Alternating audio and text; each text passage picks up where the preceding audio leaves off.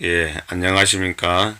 오늘은 아들에게 들려주는 재테크 전략이라는 제목을 잡았습니다. 왜냐하면, 제가 이루은 부를 아들이 지켜내길 원하고, 그리고, 저처럼 아들도, 부를 잘 일구어내서 가족들이 평생에 돈 부담 없이 경제적 어려움 없이 살아가길 원해서 이렇게 제목을 잡았습니다. 왼쪽의 그림은 수곽이라는 것입니다. 물이 흐르는 곳을 발견하고 물 받는 그릇을 받치고 또 모이면 또 다른 물 받는 그릇을 만들고 또 모이면 물 받는 그릇에 물이 흐르게 하고 또 물을 받고 이런 식으로 물을 받는 것을 수곽이라고 합니다. 목이 몹시 마릅니다. 목이 말라 죽을 것만 같습니다. 물을 찾아 한참을 헤매다가 물방울이 떨어지는 곳을 발견했습니다. 당장 물방울로 목을 죽이고 죽음을 면합니다. 물방울을 받는 그릇을 준비하겠습니다. 물을 고이게 해서 마시겠습니다. 그릇에 물이 고일 때까지 죽지 않을 만큼만 목을 축입니다. 시간이 흐르면서 물이 그릇에 모이는 것을 목격할 것입니다. 물을 찾아다니는 것은 직장을 구하거나 돈을 버는 생산적인 활동입니다. 어떤 직장이든 직종이든 상관이 없습니다. 몸이 감당하고 지속적으로 돈을 벌 수 있는 일을 계속해 나가는 것이 중요합니다. 앞에서 말했듯이 죽지 않을 만큼만 물을 마신다고 했습니다. 그릇에 물이 고일 때까지 죽지 않을 만큼만 목을 죽여야 합니다. 그릇에 물이 흘러 넘칠 때까지 계속 이 행위를 반복해야 합니다. 즉, 급여를 받으면 일을 하고 돈을 받으면 지출을 최대한 줄이고 계속 저축을 늘려야 합니다. 어느덧 시간이 흘러 물이 흐르는 곳에 받쳐두었던 그릇에 물이 흘러 넘치기 시작합니다. 자, 그러면 다음 그릇 또 물을 받을 그릇을 준비해서 물이 넘치는 곳에 받치십시오. 만약 당신이 참지 못하고 그릇에 물이 고일 때마다 다 마셔버렸다면 다음 그릇을 받치는 게 무의미하게 됩니다. 물이 그릇에 넘칠 때까지 잘 버텨주었다면 당신은 더 이상 목말라 죽을 지경이 없을 것입니다. 어떤 일을 하든 인생은 평생 몸이 허락하는 한 움직여서 머리에서 땀이 나고 노동을 하여 먹고 살게 되어 있습니다. 육체적 노동의 대가로 받는 무엇이든 정신적 노동의 대가로 받는 무엇이든 당신은 저축이란 걸 해야 목말라 죽음에서 살아남을 수 있습니다. 그리고 저축도 저축이지만 지출을 최대한 통제해야 수곽에 한 방울씩 떨어지는 물방울이 그릇에 고이듯 당신 재산도 그렇게 고이게 되고 쌓이게 될 것입니다. 노동의 현장은 어떤 곳이 됐든 아무 문제가 없습니다. 일손이 필요한 곳에 찾아가서 노동을 제공하고 대가를 받으십시오. 꾸준히 건강관리도 하시면서요. 그렇게 모이고 쌓이는 돈이 종잣돈이 되고 나중에 노후준비금이 될 것입니다. 만약 노후준비가 안 되었다면 자녀에게 병원비며 생활비가 문제가 되어 자녀들도 어려움을 겪게 될 것입니다. 수입에 열에 7번 저축을 하고 열에 세수로 생활을 하여야 합니다. 즉 수입이 200만 원이면 70%, 140만 원은 먼저 저축하고 나머지 30%, 60만 원으로 한 달을 살 때 한 달 생활비 60만 원도 최대한 필요한 곳에만 지출을 하고 아껴서 다음 달로 얼마라도 이월을 하는 습관을 가지십시오. 당신의 용돈이 점점 늘어날 것입니다. 이렇게 평생을 반복하십시오. 어느덧 당신의 용돈 곡간도 쌓이고 쌓일 것입니다. 잠깐 여기서 필요한 것이 있습니다. 그것은 안전장치입니다. 몸이 아팠을 때를 대비해서 실비보험과 상해보험과 안보험은 가입을 하고 가야겠습니다. 그리고 청약저축을 가입해 주어야 합니다. 시간이 오래 지날수록 청약통장은 아들의 집을 마련하는데 일등공신이 될 것입니다. 그리고 건강을 위해 매일 걷기를 하여야 합니다. 아들에게 당부한다. 첫 번째, 사기꾼을 조심하라. 일확천금을 바라지도 말라. 사기꾼들은 너의 곳간을 탐하여 도적질할 것이다. 두 번째, 가족 간에 돈 거래하지 말라. 세 번째, 친구 간에 돈 빌려주지 말라. 아무리 친해도 절대 돈 빌려주지 말라. 네 번째, 빚 보정을 절대 써주지 말라. 다섯 번째, 담배, 술은 입에도 대지 말라. 아들의 몸을 파괴하고 가정을 파괴하는 도적과 같다.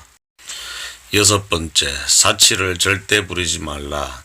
낭비벽이 생겨 곳간이 좀먹을 것이고 빚쟁이가 될 것이고 고민이 늘어날 것이다. 일곱 번째, 마약은 어떠한 종류도 가까이 말라. 몸과 정신 모두 망칠 것이다. 여덟 번째, 우리 집의 곳간을 남에게 절대 보이지 말라.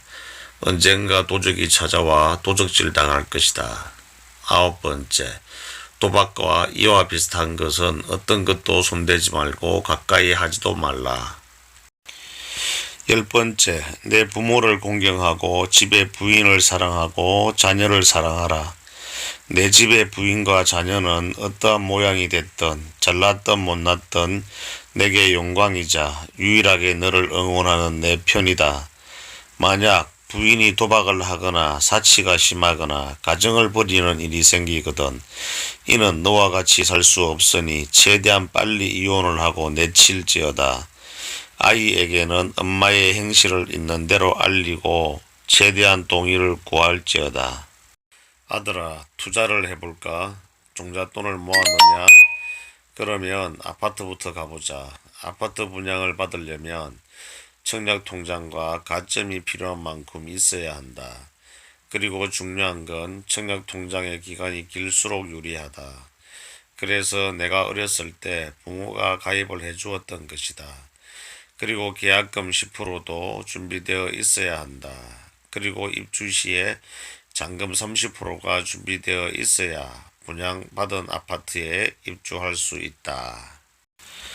아파트는 입지가 좋은 곳을 선택해서 분양을 받아야 하는데 입지가 좋은 곳이란 첫 번째, 전철역 근처, 두 번째, 대단지 아파트일 것, 최소한 800세대 이상, 세 번째, 대형과 학교가 있는 곳, 네 번째, 쓰레기 소각장이나 폐기물 처리 시설이나 공장이 있는 곳은 피하라. 병 걸려 죽는다. 다섯 번째, 사통팔달 교통 여건이 좋은 곳을 택하라. 여섯 번째, 대형 병원이 가까운 곳을 분양하라. 일곱 번째, 대형 건설사, 유명 이름 메이커의 분양을 신청하라. 이런 입지가 좋은 곳을 골라 분양을 받도록 하고 분양받을 때까지 계속 분양을 신청하라. 당첨이 되었다면 입주를 해서 매매 기간을 채우고 아파트를 팔아 시세 차익을 남겨라. 만약 입주 형편이 안 된다면 분양권을 팔아 작은 금액이나마 시세 차익을 남기고 팔면 된다. 이것을 평생 반복하는 것이다.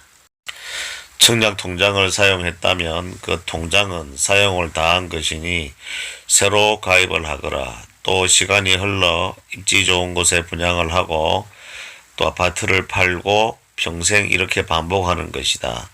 시간이 지나면 은행에 융자받지 않고도 집을 살 수 있을 만큼 돈이 모일 것이다. 물론 서울이나 규제지역과 조정대상 지역은 피하도록 해라. 조금씩 먹고 마음 편하게 살거라. 10년에 한 번씩 경제위기 파동이 올 것이다. 이것을 꼭 기억하거라. 경제 위기를 대비하여 현금을 비축하도록 하거라. 현금을 보유하면 좋은 물건을 싸게 살 수 있을 것이다. 빛은 좋은 빛 외에는 지지 말거라. 좋은 빛이란 지렛대의 원리라고 한다. 은행에 자금을 빌려 아파트 중도금을 지불할 때 쓰고 시세 차익을 보고 매매할 때 갚는 것이다.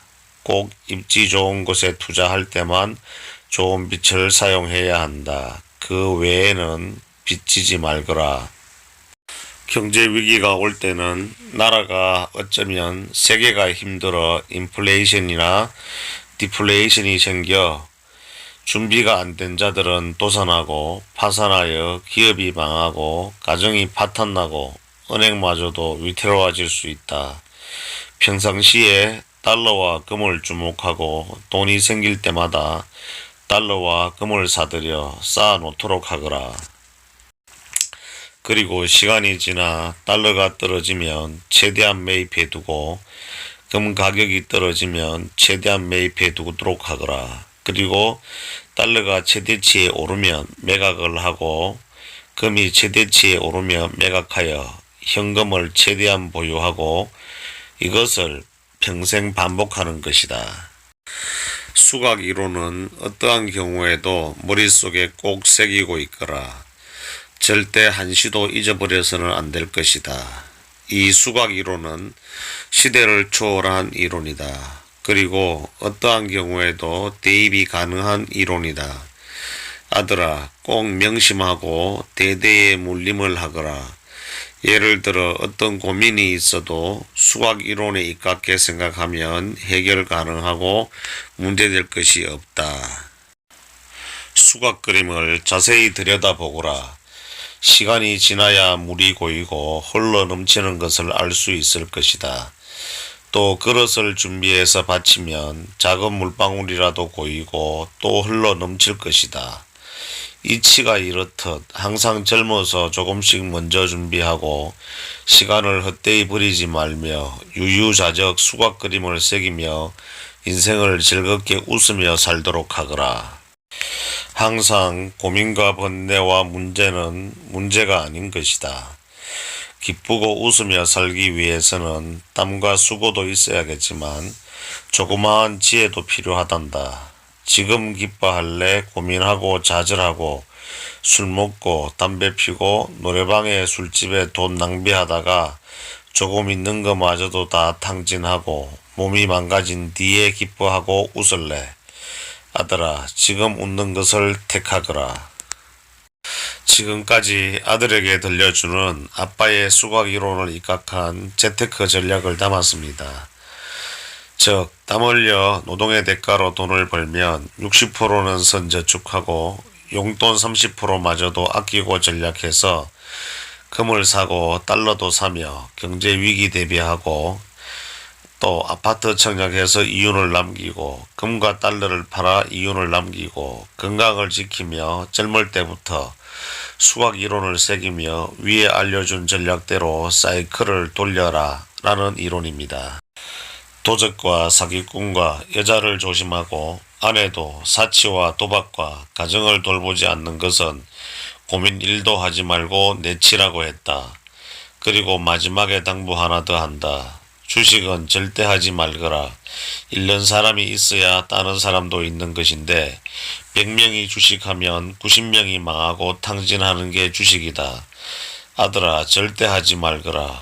아들아, 내 때에도 행복하게 살고 다음 손자에게도 기쁘고 행복하게 살기 위해 이 이론을 대물림하기를 바란다. 구독과 좋아요는 제게 큰 힘이 됩니다. 조금이라도 도움이 되셨다면 구독과 좋아요 부탁드립니다. 지금까지 당신에게 편안한 휴식과 부자 되는 도움을 현실로 행복 동반자 황금노래와 부자 나침판이었습니다. 감사합니다.